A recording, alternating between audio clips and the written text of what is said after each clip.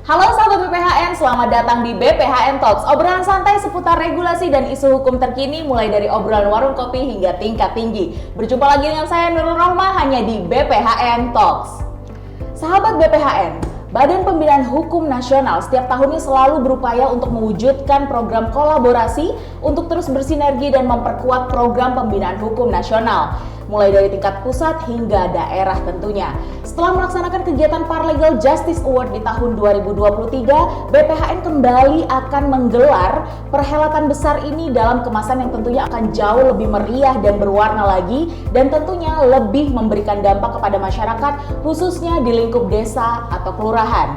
Untuk itu hari ini kami telah mengundang penyuluh hukum ahli media yang akan memberikan informasi kepada kita semua dan tentunya mengajak seluruh kepala desa dan lurah di seluruh Indonesia untuk mengikuti Paralegal Justice Award 2024. Telah bergabung bersama kita Bang Masan Nurpian yang merupakan PIC dari kegiatan PJA 2024. Selamat datang Bang Masan di studio kita lagi di tahun 2024. Bagaimana kabarnya? Alhamdulillah, sehat walafiat dan terima kasih atas undangannya di podcast BPHN Talks.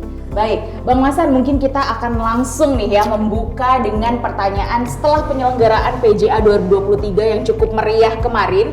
Pada tahun lalu tuh ya, salah satu agenda besarnya dari BPHN sendiri, dan telah sukses menjaring sekitar 300 kepala desa, lurah dan yang telah mendapatkan pelatihan paralegal tentunya di dalam rangkaian kegiatan Paralegal Academy. Lantas apa sih yang ingin dicapai oleh BPHN kembali di Paralegal Justice Award 2024? Ya, terima kasih Adinda Nurul selaku host ya. PJA 2024 yang kita selenggarakan di angkatan pertama dihadiri oleh 300 desa, itu sangat luar biasa antusiasmenya, mendaftar sampai 700-an begitu ya, dan kita terima 300-an dan mereka tersebar di seluruh provinsi, kita undang ya dari seluruh provinsi. Mereka antusiasmenya hingga di tahun-tahun berikutnya ya terjadi lagi, diselenggarakan lagi Paralegal Justice Award di 2024. Karena kita melihat begitu ya, desa ini jumlahnya sangat banyak sekali, ada sekitar 80 ribuan desa ya, artinya 80 ribuan kades. Dan kita memiliki program dari tahun 90-an yaitu Desa Sadar Hukum. Itu jumlahnya pun sangat banyak juga, sekitar 6 ribuan begitu ya. Maka dari itu ya, tidak cukup hanya di PJA 2023 saja. Kita bisa lanjutkan di PJA 2024, bahkan menjadi program prioritas BPHN untuk tahun-tahun berikutnya begitu ya. Karena memang kita berupaya ya, tidak hanya pada desa tertentu saja, apalagi yang kemarin sudah PJA 2023, kita coba untuk kita sebar, kita perluas ya, bagi kades-kades dari provinsi atau dari kabupaten lainnya begitu ya. Tidak menumpuk juga di 2024 ini pendaftarnya hanya dari kades-kades yang dari kabupaten yang itu saja begitu ya. Walaupun ya tidak menutup kemungkinan kabupaten itu memiliki banyak kades begitu ya. Tapi yang terpenting adalah persebarannya perlu diratakan ya. Jumlah kades itu banyak sekali, 80 ribuan, apalagi kita punya Desa Sadar Hukum ada sekitar 6 ribuan. Maka dari itu kita upayakan 2024 kita selenggarakan lagi Paralegal Justice Award angkatan kedua.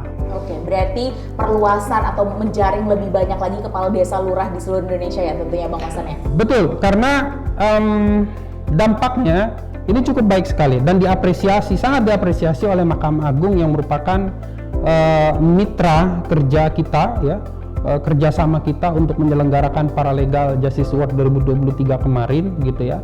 2024 kita akan kerjasamakan lagi dengan Mahkamah Agung begitu ya. Kita berikan data ke mereka dan mereka sangat senang sekali. Dari 300 desa, 300 kepala desa ya, hampir 100 kades yang melakukan mediasi secara real ya di lapangan, kasusnya selesai begitu ya.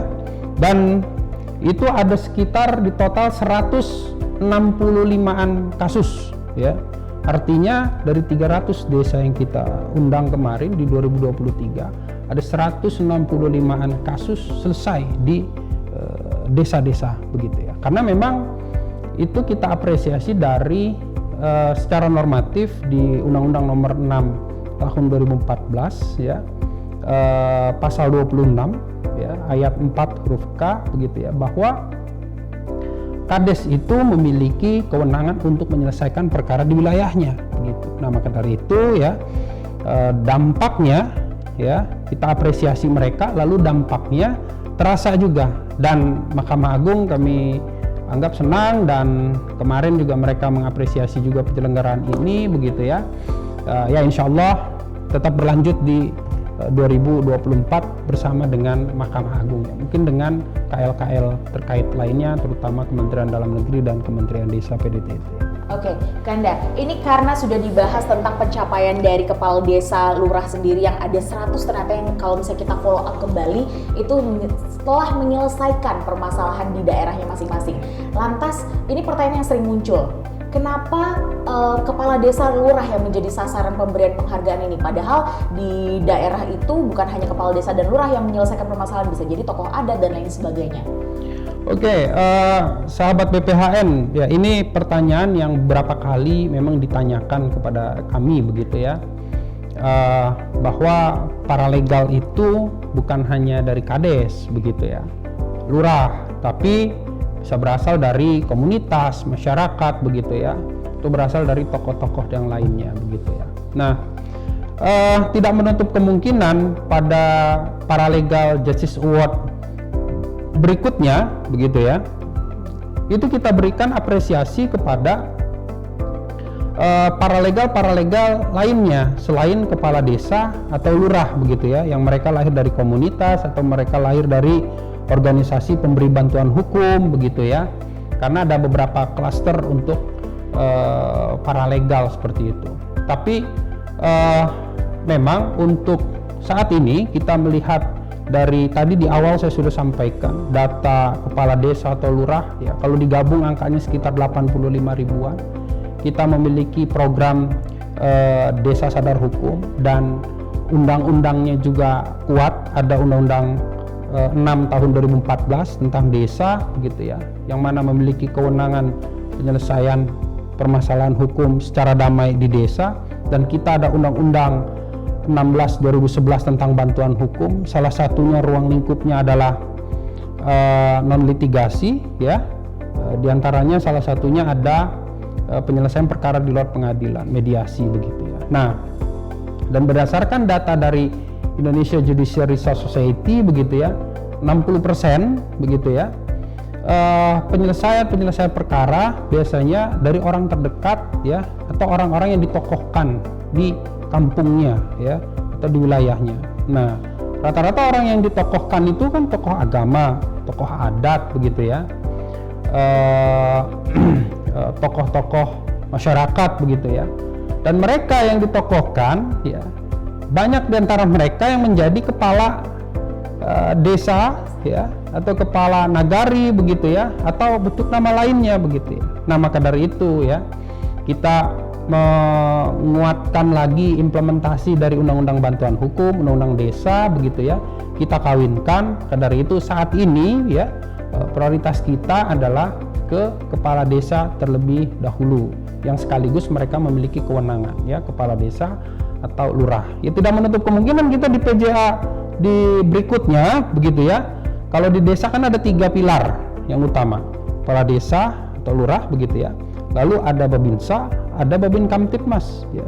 Bisa juga mereka kita jadikan sebagai Paralegal Justice Award juga, penerima penghargaan tersebut begitu. Jadi tidak menutup kemungkinan, tapi saat ini prioritas kita untuk di kepala desa atau di kelurahan, di lurah terlebih dahulu. Apalagi tadi jumlahnya jumlah desa Indonesia aja ada sekitar 80.000 ya. Jadi memang tugas BPHN masih banyak sekali untuk membina para kepala desa dan lurah ini, sahabat BPHN, untuk menjadi paralegal yang ideal dan bisa menyelesaikan permasalahan hukum di daerahnya masing-masing.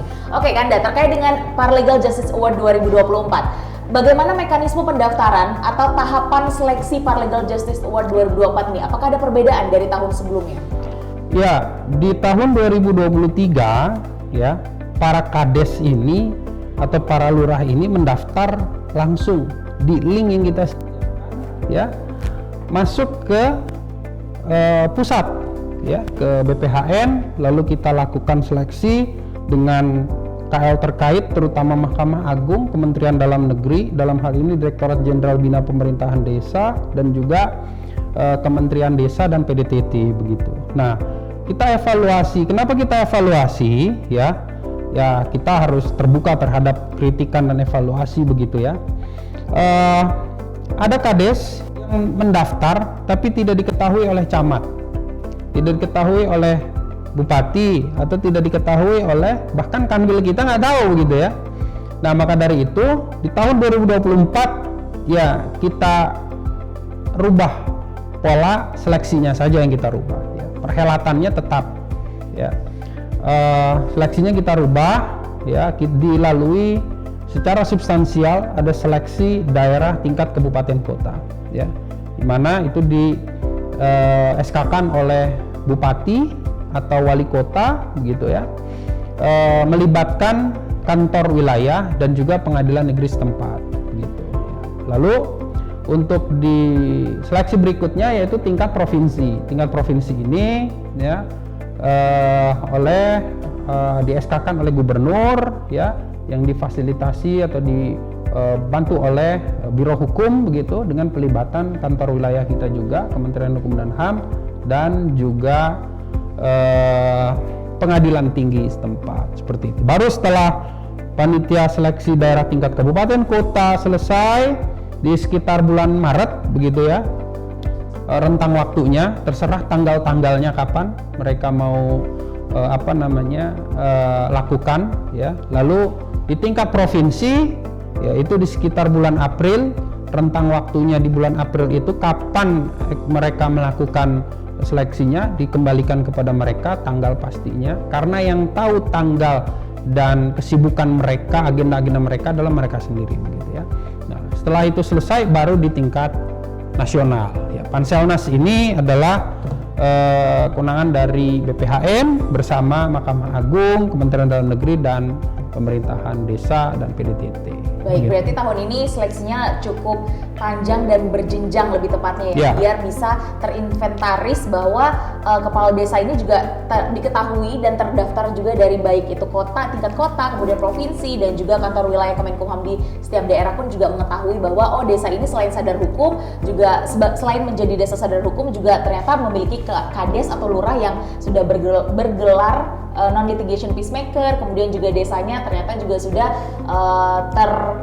terverifikasi menjadi sebuah desa atau mendapatkan penghargaan Anubawa Sasana Desa Jagadita seperti itu.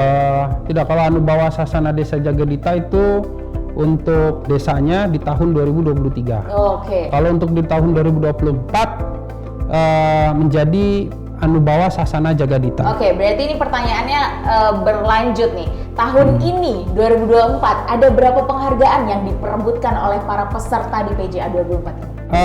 Kriteria penghargaannya tetap sama begitu ya. Terutama ada 3 begitu ya. Yang pertama ini non-litigation peacemaker. Jadi dia mendapatkan identitas non-akademik NLP.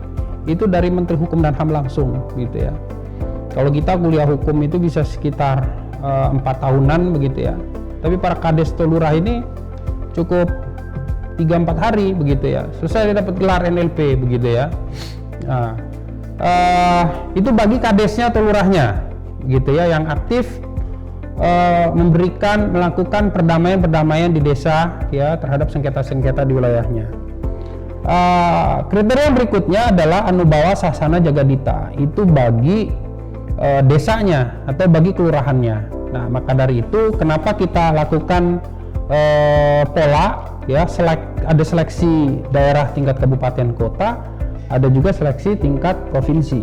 Karena pemerintah daerah tingkat provinsi dan tingkat kabupaten kota lah yang tahu desa-desanya itu seperti apa, kades-kadesnya itu seperti apa. Yang sampai dia asal mengirimkan data begitu ya, Kalau langsung ke pusat datanya, kita percaya begitu ya. Tapi kalau Pemdanya yang menyeleksi, ya dia tahu luar dalam begitu ya. Bahkan secara emosional kadesnya itu seperti apa, mereka pun tahu begitu ya. Nah, pada hari itu ya seleksinya pun juga berjenjang di tingkat daerah. Nah, kriterianya tadi ada kades untuk apresiasi non litigation peacemaker ya, mendapatkan identitas non akademik NLP. Lalu bagi desanya atau lurahnya ya, mereka mendapatkan apresiasi penghargaan Anubawa Sasana Jagadita begitu ya. Dia yang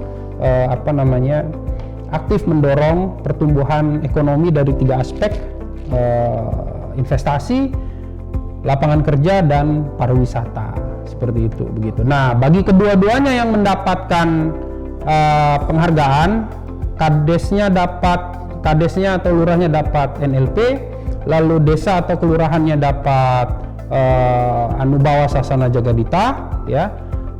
Mereka mendapatkan penghargaan tertinggi, yaitu Paralegal Justice Award begitu. Luar biasa. Tadi kita berbicara tentang reward nih. Dalam 1 tahun terakhir kemarin, apakah sudah ada yang terkena punishment? Misalnya ditemukan karena di tahun lalu tuh belum ada seleksi. Kalau tadi kan Kanda bilang, kalau tahun ini kita kenapa mengajak provinsi, kota maupun provinsi supaya lebih tahu lagi kadesnya ini seperti apa karakternya, bahkan hingga emosionalnya. Apakah di tahun 2023 itu menjadi salah satu evaluasi kenapa akhirnya melibatkan secara berjenjang? Apakah sudah ada yang terkena sanksi atau melanggar etiket atau seperti apa di 2023 itu para alumninya, bahkan yang sudah bergelar NLP atau juga desanya yang mendapatkan penghargaan? Ya, oke. Kami untuk PJA, alumni PJA 2023 begitu, angkatan pertama, setelah perhelatan ya, itu tidak kita biarkan begitu saja. Mereka tetap kita lakukan komunikasi, kita bina. Kami ada WhatsApp group tersendiri khusus untuk para alumni PJA 2023. Aktivitas mereka itu banyak hal-hal positif, membantu kita begitu ya.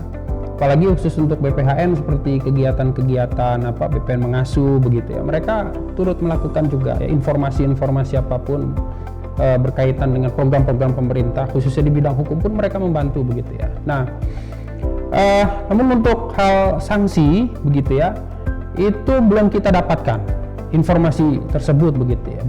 Melainkan kita mendapatkan informasi apresiasi bagi alumni PJA. Jadi setelah dia diberikan penghargaan Paralegal Justice Award 2023 kemarin, ada yang selang beberapa minggu, selang beberapa bulan, infokan ke kami ya, bahwa kami telah dipromosikan begitu ya, sebagai dia lurah, sebagai kepala bagian di salah satu pemerintah daerah kabupaten kota begitu ya. Ada mereka dipromosikan jadi camat begitu ya, di daerahnya seperti itu. Jadi malah banyak apresiasi yang mereka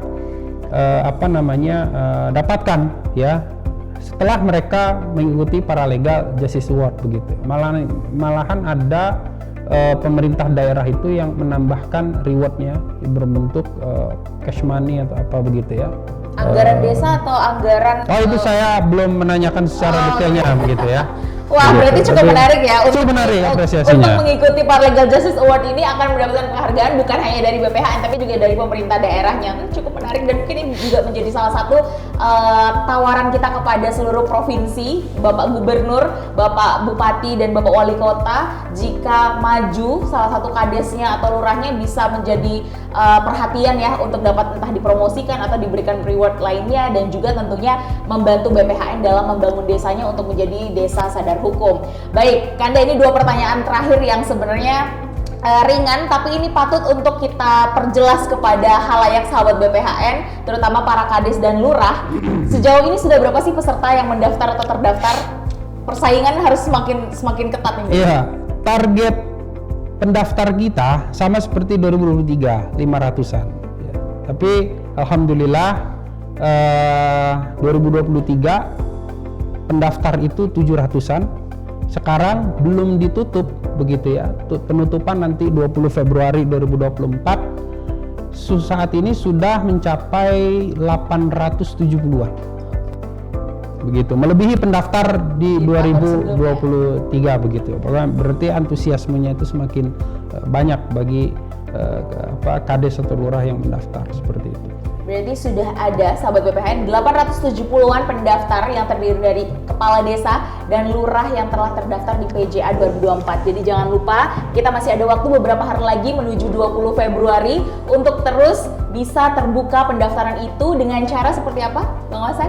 Ya, lakukan pendaftaran di link pja.bphn.go.id ya sampai tanggal 20 Februari 2024 ya, jangan dilewatkan walaupun Bapak dan Ibu Lurah, Kades di tengah kesibukannya untuk mempersiapkan ya pemilihan umum raya, pemilihan umum presiden, wakil presiden beserta para calon legislatif kita. Oke, berarti masih ada waktu beberapa hari lagi. Sekali lagi sahabat BPHN untuk mendaftarkan diri Anda seluruh Kades Lurah di seluruh Indonesia pada ajang Parlegal Justice Award 2024. Selengkapnya bisa di www.pja.bphn.go.id dan pendaftaran dibuka hingga 20 Februari jam 23.59 ya Kanda ya. Jadi jangan dikorup nih harusnya nih waktunya, nggak boleh jam 9 malam tapi harus 23.59 masih dibuka pada tanggal 20 Februari sahabat BPHN. Dan sekali lagi BPHN melalui Parlegal Justice Award tentunya menjadi salah satu ajang terbesar BPHN. Kita terus meningkatkan atau memperkuat koordinasi dan kolaborasi program pembinaan hukum baik dari pemerintah di daerah hingga pusat guna membina hukum tentunya di daerah sendiri untuk mendukung program pembangunan nasional yang kita mulai dari desa, kelurahan, sadar hukum yang akan melahirkan masyarakat cerdas hukum. Sekali lagi terima kasih kepada Bang Masan yang telah memberikan insight kepada seluruh sahabat BPHN. Mungkin ada closing statement? Terima kasih kepada BPHN Talks ya yang sudah menghadirkan saya di edisi pertama 2024 ternyata begitu ya. Sangat terhormat saya hadir di sini mewakili Pusat Pembudayaan dan Bantuan Hukum gitu ya. Terima kasih kepada Humas BPHN yang luar biasa ya beserta tim. Kami mohon 20 Februari 2024 dimanfaatkan ya tanggal akhir untuk pendaftaran Paralegal Justice Award ya. Indonesia damai, Indonesia sejahtera. Terima kasih. Oke. Luar biasa, terima kasih sekali lagi sahabat BPHN. Terus ikuti update BPHN melalui YouTube channel BPHN TV dan juga tentunya di media sosial @bphn_Kemenkumham. Terima kasih, sampai jumpa. Sampai jumpa.